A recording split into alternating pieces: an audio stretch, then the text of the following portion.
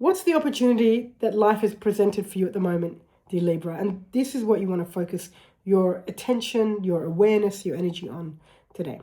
And the reason for this is because the opportunity that's landed in your life, almost as though on a silver platter, it's almost as though life has said, here, this is the opportunity that you've been waiting for throughout your life. This is the opportunity that you've needed in your life. This is the opportunity that you've asked for in your life, and I'm delivering it to you. What are you going to do with it? And how are you going to use this opportunity? Now, very often such opportunities don't look like opportunities. They don't look like opportunities in that it's not like somebody turns up and gives you a briefcase of, $100 million and goes, this is your opportunity, what are you going to do with it? I don't know if that's necessarily an opportunity anyway. I think for most people that it could potentially be life-destroying. So life has handed you an opportunity.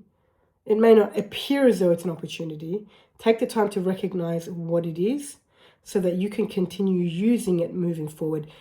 Recognizing this opportunity, allowing yourself to feel appreciation for it, is what will support you to start to open new doors in your life, doors that lead you to what is true for you, which is often different to what is true for the world around you.